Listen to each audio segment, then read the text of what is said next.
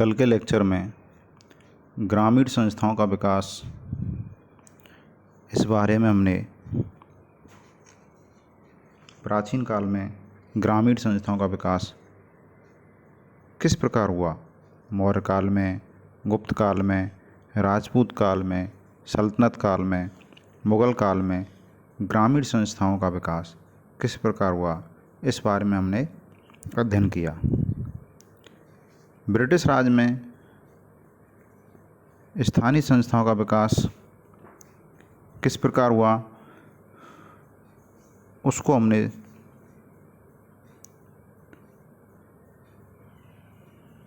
कई कालों में बांटा है, जिसमें हम प्रथम काल का अध्ययन कर रहे थे। प्रथम काल जो 1687 से 1881 तक माना जाता है।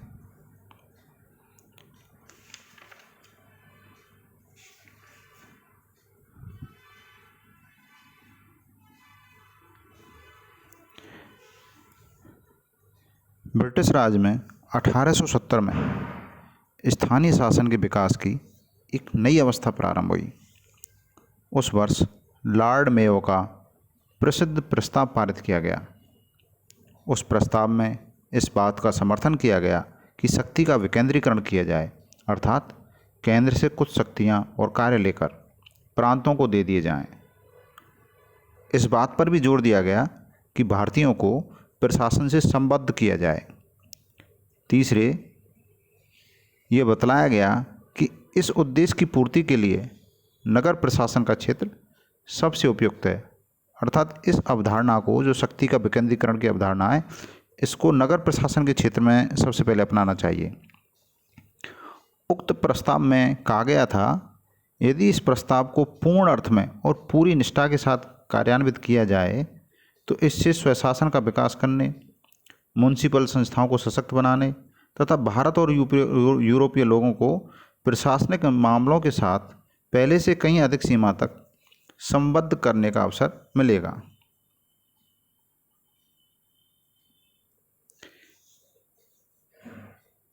इस काल की प्रमुख विशेषताएं निम्न थीं। कौन सा काल? जो प्रथम काल है 1687 से 1881 तक। पहली विशेषता, भारत में स्थानीय प्रशासन प्रथमतः यानी सर्वप्रथम ब्रितानी स्वार्थों को पूरा करने के लिए, सिद्ध करने के लिए स्थापित किया गया था, ना कि देश में स्वशासित संस्थाओं का विकास करने के लिए। करारोपण जांच आयोग जो 1953 से 54 तक कार्यशील रहा, करारोपण जांच आयोग ने कहा, भारतीयों को प्रशासन से संबद्ध करने की आवश्यकता ही वह चीज़ थी जिसने प्रारंभिक ब्रिटिश शासन को इस देश में स्थायी स्वशासन की संस्थाओं की स्थापना के लिए प्रेरित किया। कौन सी आवश्यकता थी जो भारतीयों को प्रशासन से संबद्ध करती थी? वो आवश्यकता थी कि जो ब्रिटिश राज जो कर आरोपित करता था, उन करों को स्थानीय लोग या भारत के लोग विदेशियों द्वारा आरोपित कर मानते थे।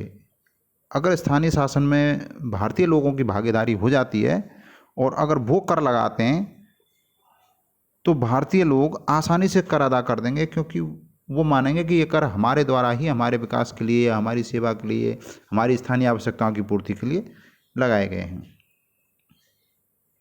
लॉर्ड मेयो के प्रस्ताव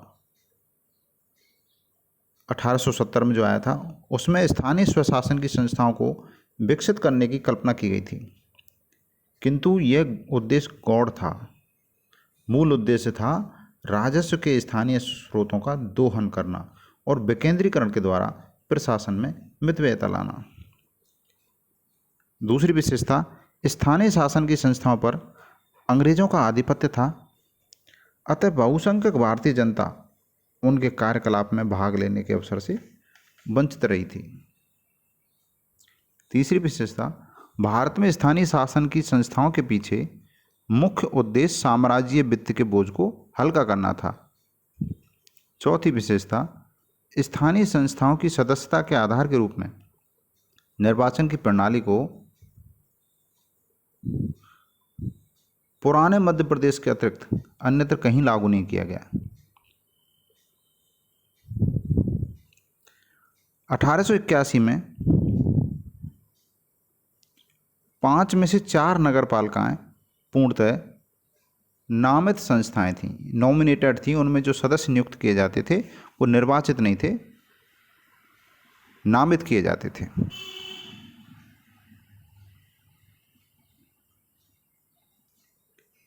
अब ब्रिटिश राज में स्थानीय संस्थाओं के विकास का दूसरा काल शुरू होता है, वो 1882 से 1919 तक रहता है। इसमें पढ़ते हैं, उस समय तक स्थानीय शासन पूर्णतः अभारतीय बना रहा, इसलिए भारतीय दृष्टिकोण से बहुत अंशों में ना तो स्थानीय था और ना ही स्वशासी।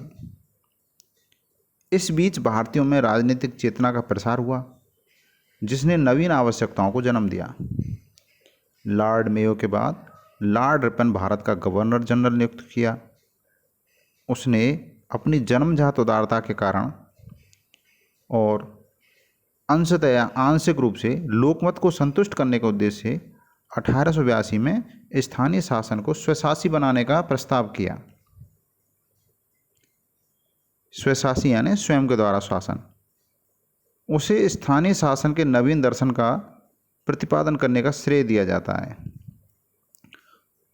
उसकी दृष्टि में स्थानीय शासन राजनीतिक और सार्वजनिक शिक्षा का एक साधन था।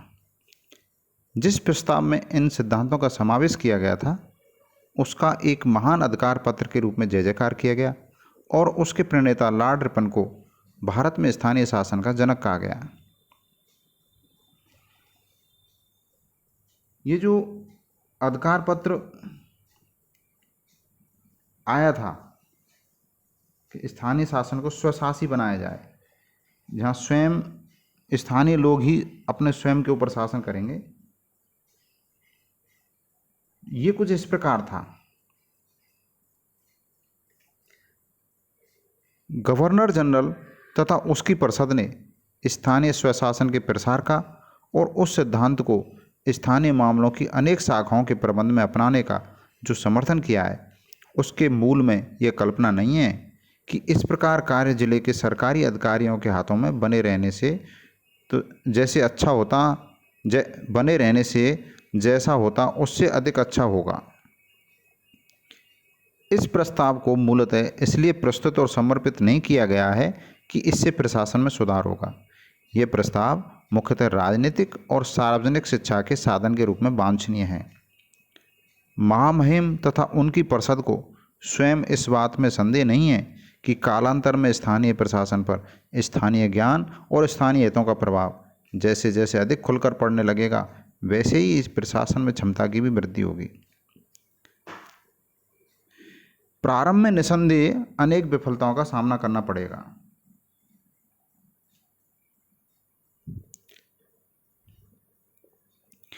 जिनसे अतिरंजित आशाएं निरुत्साहित होंगी और कभी कभी तो स्वशासन की प्रणाली ही बाह्य रूप में बदनाम होती दिखाई देगी। किंतु यदि सरकार के अधिकारी अपने को स्वतंत्र राजनीतिक जीवन के इस लघु उपक्रम के पोषण में अध्यवसाय पूर्वक जुटा दें, यदि वे सरकार की नीति को निष्ठापूर्वक तथा उसे स्वयं अपनी मानकर स्वीकार कर लें, और यदि वे ये समझ लें कि इस प्रणाली के अंतर्गत उन्हें उस निरंकुश तंत्रीय प्रणाली की अपेक्षा कहीं अधिक अच्छा कार्य क्षेत्र उपलब्ध होगा जिसका स्थान ये व्यवस्था ले रही है, तो इस बात की आशा की जा सकती है कि विफलताओं की अवधि संक्षिप्त होगी और शीघ्र ही वास्तविक तथा ठोस प्रगति के दर्शन होने लगेंगे। गवर्नर जनरल तथा उनकी परिषद को विश्वास है कि सरकार के अधिकारी उक्त भावना से ही काम करेंगे। प्राय यह कहा जाता है कि इस देश के निवासी स्वयं स्वशासन के सिद्धांत के प्रति पूर्णतः उदासीन है। सार्वजनिक मामलों में उनकी रुचि बहुत कम है और उन्हें यह पसंद है कि उनके मामलों का प्रबंध सरकारी अधिकारियों द्वारा किया जाए। गवर्नर जनरल तथा उसकी परिषद इस सिद्धांत को कोई महत्व नहीं देते। निसंदेह यह सिद्धांत उस दृष्टिकोण का प्रतिनिधित्व करता है जो अनेक कर्मठ तथा सदा से जिला अधिकारियों को अच्छा लगता है। और इसमें भी संदेह नहीं कि भारत के लोग विद्वान परिस्थितियों के प्रति असाधारणतः सहिष्णु हैं, किंतु शिक्षा के प्रसार के साथ साथ देश में देशभक्त लोगों के एक बुद्धिमान वर्ग की वृद्धि हो रही है। उन लोगों का प्रयोग न करना बुरी नीति ही नहीं है, बल्कि शक्ति का महान अपव्यय भी है। देश में सभ्यता और भौतिक समृद्धि की प्रगति के साथ साथ प्रशासन का काम प्रतिवर्ष अत्यधिक भारी होता जा रहा है। सरकार की प्रत्येक रिपोर्ट में कहा जाता है कि स्थानीय अधिकारियों के कंधों पर बोझ लगातार बढ़ रहा है। सर्वत्र इस बात की पुकार है कि कर्मचारी वृंद की संख्या में वृद्धि की जाए। सब विभागों की आम शिकायत यह है कि काम का बोझ अधिक है। ऐसी स्थिति में अत्यंत आवश्यक हो जाता है कि राहत के साधनों की खोज की जाए। गवर्नर जनरल तथा उसकी परिषद को अपने इस विश्वास को व्यक्त करने में कोई हिचक नहीं है कि सरकार के समक्ष एकमात्र विश्वसनीय उपाय यही है कि जनता को अपने मामलों का प्रबंध जहाँ तक संभव हो सके अपने हाथों में लेने के लिए प्रेरित किया जाए और उसमें आत्मनिर्भरता की ऐसी क्षमता विकसित हो और आवश्यक हो तो उत्पन्न की जाए, जिससे वह उन सब मामलों का प्रबंध कर सके जिनको साम्राज्यीय प्रयोजनों के कारण सरकारी प्रतिनिधियों के हाथों में बनाए रखना आवश्यक ना हो।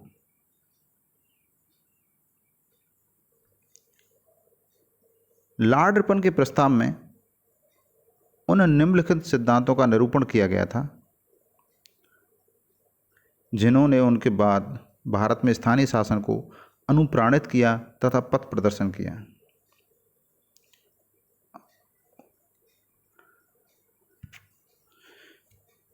पहला, स्थानीय निकायों में अधिकतर गैर सरकारी सदस्य और अध्यक्ष होने चाहिए। दूसरा, स्थानीय निकायों पर राज्य का नियंत्रण अप्रत्यक्ष होना चाहिए, न कि प्रत्यक्ष। तीसरा, इन निकायों के पास अपने कार्यकलाप को पूरा करने के लिए समुचित वित्तीय साधन होने चाहिए। इसके लिए स्थानीय राजस्व के कुछ साधन स्थानीय निकायों को उपलब्ध करा दिए जाएं और उन्हें प्रांतीय बजट से समुचित अनुदान मिलते रहें। स्थानीय शासन के कर्मचारी वृंद स्थानीय निकायों के प्रशासनिक नियंत्रण के अंतर्गत काम करें। सरकार के जो कर्मचारी स्थानीय शासन के काम के लिए भेजे जाएं, उन्हें स्थानीय शासन का नौकर समझा जावे और वे उसी के नियंत्रण में रहें। 1882 के प्रस्ताव की व्याख्या प्रांतीय सरकारें प्रांतों में विद्यमान स्थानीय परिस्थितियों के अनुसार स्वयं करें। तो ये प्रावधान थे, ये मंशा थी, ये जो 5 बिंदु बताए गए हैं कि भाई स्थानीय शासन इस प्रकार का होना चाहिए, कर्मचारियों की नियंत्रण स्थानीय शासन का ही होना चाहिए, वित्तीय व्यवस्था स्थानीय शासन के पास पर्याप्त होनी चाहिए। 1882 में सुरेंद्र नाथ बनर्जी ने टिप्पणी करते हुए कहा, स्थानीय स्वशासन की रियायत राष्ट्रीय स्वशासन की बजाय, जैसा कि मैं आशा करने का साहस करता हूँ, साम्राज्यीय स्वशासन की प्रस्तावना है। इस प्रस्ताव के फलस्वरूप विभिन्न राज्यों में नए अधिनियम पारित किए गए, किंतु नौकरशाही अत्यधिक शक्तिशाली थी और उसकी स्थिति बहुत मजबूत थी। अतः वह रिपन के इरादों को विफल करने में सफल रही।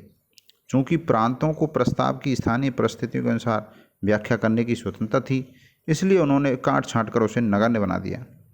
इसके अतिरिक्त लॉर्ड रिपन के बाद ऐसे व्यक्ति वायसराय बनकर आए जिनमें उसकी जैसी उदारता का अभाव था और जो राजनीतिक शिक्षा को प्रशासनिक कुशलता की तुलना में प्रधानता देने को तैयार नहीं थे। अर्थात सुरेंद्र नाथ बनर्जी, उन्होंने स्थानीय शासन की जो अवधारणा थी जो रिपन ने दी, उसकी आलोचना की और उन्होंने कहा कि ये जो स्थानीय स्वशासन की अवधारणा है, ये कोई रियायत नहीं है, बल्कि ये साम्राज्यीय स्वशासन की प्रस्तावना है। साम्राज्यीय का मतलब है जो ब्रिटिश राज था।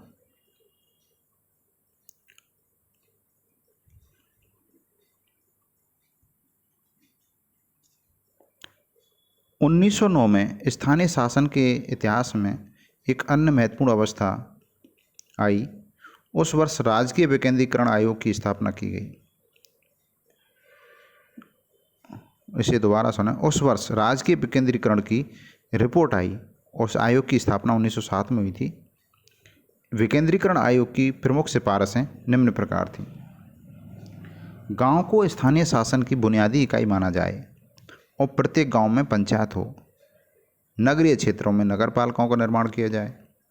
दूसरा, स्थानीय निकायों में निर्वाचित सदस्यों का पर्याप्त बहुमत होना चाहिए। तीसरा, नगर पालिका अपना अध्यक्ष चुने, किंतु जिलाधीश को स्थानीय जिला परिषद का अध्यक्ष बने रहना चाहिए। चौथा, नगर पालिकाओं को आवश्यक सत्ता प्रदान की जानी चाहिए जिससे वे कर निर्धारित कर सकें और कुछ न्यूनतम धनराशि को संरक्षित कोष में जमा करके अपना बजट बना सकें। पांचवा, बड़े नगरों को एक पूर्णकालिक नामित अधिकारी की सेवाएं उपलब्ध कराई जाएं। स्थानीय निकायों का अपने कर्मचारियों पर पूर्ण नियंत्रण होना चाहिए। केवल नौकरी की सुरक्षा की दृष्टि से कुछ पूर्वोपाय किए जा सकते हैं। छठवां, स्थानीय निकायों पर बाहरी नियंत्रण परामर्श, सुझाव और लेखा परीक्षण तक सीमित होना चाहिए। सातवां, नगर पालिकाओं की ऋण लेने की शक्ति पर सरकार का नियंत्रण बना रहना चाहिए और नगर पालिका की संपत्ति को पट्टे पर देने अथवा बेचने के लिए सरकार की पूर्व अनुमति ली जानी चाहिए। आठवां, प्राथमिक शिक्षा का उत्तरदायित्व नगर पालिका पर होना चाहिए और यदि वह चाहे तथा यदि उसके पास साधन हो तो उसे कुछ धन माध्यमिक विद्यालयों पर भी खर्च करना चाहिए।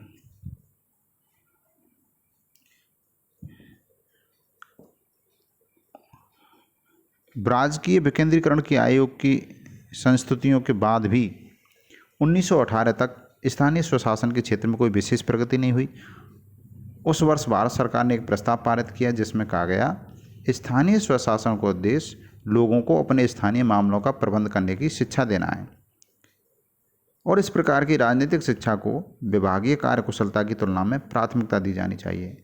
इसका अर्थ है कि स्थानीय निकायों को उस जनता का अधिकाधिक प्रतिनिधित्व करना चाहिए जिसके मामलों का प्रबंध करने का भार उनके ऊपर है। जो मामले उनके सुपुर्द किए जाएं उनमें उनकी सत्ता नाम मात्र की ना होकर वास्तविक होनी चाहिए और उनके ऊपर व्यर्थ का नियंत्रण ना लगाया जाए। उन्हें गलतियां करके उनसे लाभ उठाकर सीखने का अवसर दिया जाए। उस प्रस्ताव में निम्नलिखित सुझाव सम्मिलित थे।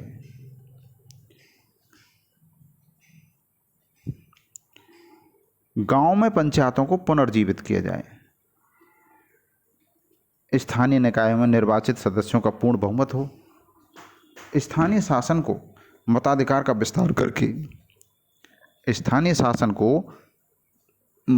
का विस्तार करके व्यापक आधार प्रदान किया जाए। स्थानीय शासन का सदस्य नामित न होकर जनता द्वारा चुना हुआ व्यक्ति होना चाहिए। स्थानीय निकाय को बजट बनाने, कर लगाने तथा कार्यों को स्वीकृत करने की स्वतंत्रता हो। तो ये दूसरा काल था जो 1882 से 1919 तक चला। अब स्थानीय संस्थाओं के विकास का तीसरा काल 1920 से 1937 तक रहा। इसमें पढ़ते हैं, इस काल में स्वतंत्रता के लिए राष्ट्रीय आंदोलन जोर पकड़ने लगा। इससे भारत और ब्रिटेन दोनों देशों में सरकारों को चिंता होने लगी। प्रथम महायुद्ध के छिड़ जाने पर ब्रिटिश सरकार ने भारत की जनता का समर्थन और सहयोग प्राप्त करना आवश्यक समझा। अतः अंत में ब्रिटिश सरकार ने अपनी ऐतिहासिक घोषणा प्रकाशित की जिसमें कहा गया कि सरकार का उद्देश्य भारतवासियों को प्रशासन की प्रत्येक शाखा से संबद्ध करना और स्वशासी संस्थाओं का धीरे धीरे विकास करना है, जिससे भारत में उत्तरदायी शासन को उत्तरोत्तर साक्षात्कृत किया जा सके। इस घोषणा से भारत में एक युग का अंत और नवीन युग का सूत्रपात हुआ। इस उद्देश्य की प्राप्ति के लिए 1920 में 1919 के भारत शासन अधिनियम को लागू किया गया। अंग्रेजों ने जो घोषणा की थी कि हम भारतीयों को प्रशासन की प्रत्येक शाखा से संबद्ध करेंगे, स्थानीय संस्थाओं का विकास करेंगे, तो ऐसी घोषणाओं का उद्देश्य उनका था कि भाई जो प्रथम विश्व युद्ध हो रहा है इसमें भारतीयों का सहयोग प्राप्त किया जाए।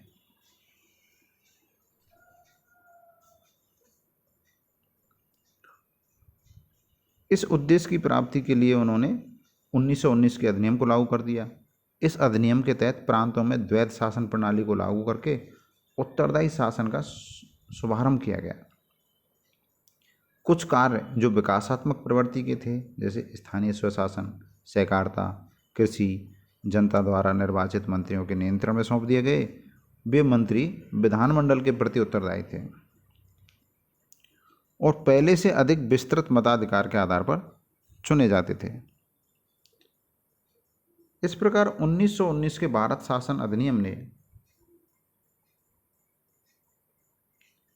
स्थानीय शासन के क्षेत्र में नवीन अभिरुचि और क्रियाकलाप का एक नया युग प्रारंभ किया। इस युग में प्रत्येक प्रांत में स्थानीय शासन के संबंध में अनेक संशोधनात्मक अधिनियम पारित किए गए। लोक सेवा के अधिकारी को अध्यक्ष बनाने की परिपाटी सभी नगर पालिकाओं में समाप्त हो गई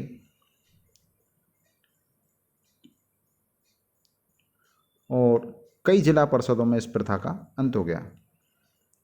मताधिकार को पहले से अधिक लोकतांत्रिक रूप दे दिया गया। स्थानीय निकायों को बजट निर्माण के संबंध में अनेक प्रतिबंधों से मुक्त कर दिया गया और कार्यकारी निर्देश संबंधी कार्य जनता के निर्वाचित प्रतिनिधियों के हाथों में चले गए। जवाहरलाल नेहरू, सरदार वल्लभ भाई पटेल, पुरुषोत्तम दास टंडन आदि व्यक्तियों ने नगर पालिकाओं में प्रवेश किया और लोकतांत्रिक संस्थाओं की कार्य प्रणाली के संबंध में अनुभव प्राप्त किया।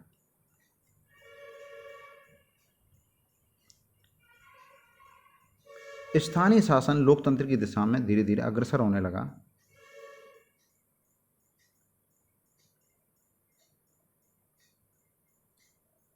लेकिन इससे कार्यकुशलता का ह्रास होने लगा। भ्रष्टाचार की वृद्धि हुई, पक्षपात एवं बंधु पोषण का बोलबाला होने लगा। स्थानीय प्रशासनिक कर्मचारी स्थानीय राजनेताओं के प्रभाव में आ गए और वे उनके हितों को ध्यान में रखकर काम करने लगे। परिणाम यह हुआ कि स्थानीय संस्थाओं में नियुक्ति के संबंध में घूसखोरी और बेईमानी बढ़ने लगी। पंडित जवाहरलाल नेहरू 1924 और 1925 में इलाहाबाद की नगर पालिका के अध्यक्ष रहे थे। उन्होंने अपने अनुभव इस प्रकार लिखे। प्रति वर्ष सरकारी प्रस्ताव, अधिकारी और समाचार पत्र नगर पालिकाओं तथा स्थानीय परिषदों की आलोचना करते हैं तथा उनकी ओर संकेत करते हैं और इससे निष्कर्ष निकाला जाता है कि लोकतांत्रिक संस्थाएं भारत के अनुकूल नहीं हैं। उनकी विफलताएं तो स्पष्ट हैं, किंतु उस व्यवस्था की ओर तनिक भी ध्यान नहीं दिया जाता जिसके अंतर्गत उन्हें काम करना पड़ता है। ये व्यवस्था ना तो लोकतांत्रिक है और ना निरंकुश तंत्रीय है, वह दोनों का मिश्रण है और इसलिए उसमें दोनों के दोष देखने को मिलते हैं। वे आगे लिखते हैं, कारण कुछ भी हो, तथ्य यह है कि हमारी स्थानीय संस्थाएं साधारण सफलता और कार्यकुशलता का ज्वलंत उदाहरण नहीं है। चाहे ऐसा होने पर भी वे विकसित लोकतांत्रिक देशों की नगर पालिकाओं के समकक्ष भले ही खड़ी हो सकें। सामान्यतः वे भ्रष्ट नहीं हैं, वे केवल अकुशल हैं और उनकी दुर्बलता कुनवापरस्ती है और उनका दृष्टिकोण गलत है। ये सब कुछ स्वाभाविक है, क्योंकि लोकतंत्र की सफलता के लिए जानकार लोकमत एवं उत्तरदायित्व की भावना की पृष्ठभूमि आवश्यक है। इसके विपरीत हमारे यहाँ सत्तावाद का वातावरण सर्वत्र व्याप्त है और लोकतंत्र के उपकरणों का अभाव है। सार्वजनिक शिक्षा की कोई व्यवस्था नहीं है और न जानकारी पर आधारित लोकमत का निर्माण करने का कोई प्रयत्न है।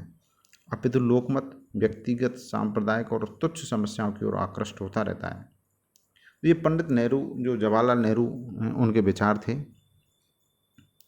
उन्होंने बताया कि स्थानीय संस्थाएं अपने दायित्वों को निभाने में असफल क्यों हो गईं। स्वशासन के इस प्रयोग के कार्यान्वयन का सबसे सूक्ष्म विश्लेषण 1930 में भारतीय संविधान आयोग, साइमन आयोग ने किया।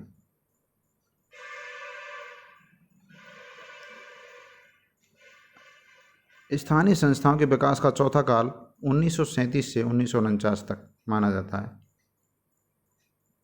1937 में 1935 के भारत शासन अधिनियम को लागू किया गया।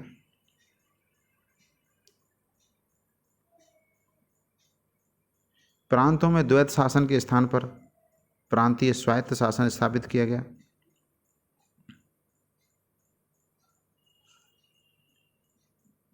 राष्ट्रीय स्वतंत्रता आंदोलन उस वक्त का जो दौर था, उस वक्त परिस्थितियाँ जो देशव्यापी परिस्थिति थी, उनमें राष्ट्रीय स्वतंत्रता आंदोलन पहले से अधिक व्यापक रूप धारण करने लगा। राष्ट्रीय आंदोलन की शक्ति की वृद्धि और प्रांतीय स्वायत्तता की प्राप्ति के साथ साथ भारत में स्थानीय शासन का रूप भी बदल गया। पहले वह स्वशासन के क्षेत्र में एक प्रयोग माना जाता था, अब उसका यह रूप समाप्त हो गया। अब वह संपूर्ण देश के स्वशासन का एक अभिन्न अंग बन गया।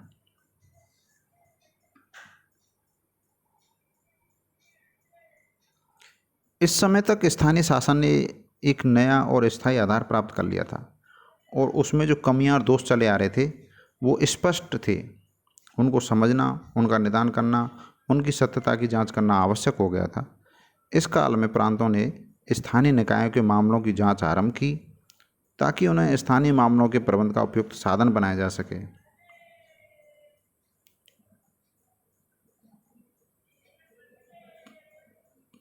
मध्य प्रदेश में 1935 में जांच समिति नियुक्त की गई, संयुक्त प्रांत में 1938 में और बम्बई में 1939 में। कई प्रांतों में इन जांच समितियों की सिफारिश पर अमल नहीं किया गया। स्थानीय शासन की लोकतांत्रिक कार्य करने की प्रवृत्ति सर्वत्र विद्यमान थी, अर्थात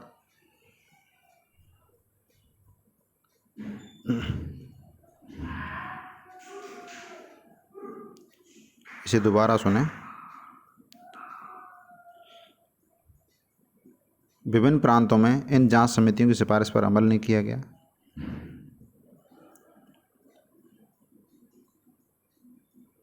और इस दौर में जो मुख्य घटनाएं घटी, महिलाओं के मताधिकार के लिए महिलाओं को घटाया गया, यानी उनका भागीदारी घटाई गई। नामित करने की प्रणाली का अंत किया गया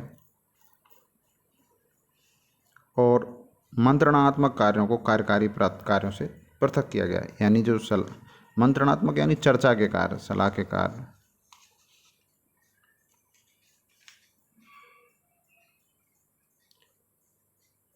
उन्नीस में देश की स्वतंत्रता के साथ साथ भारत में स्थानीय शासन के इतिहास में एक नया युग आरंभ हुआ।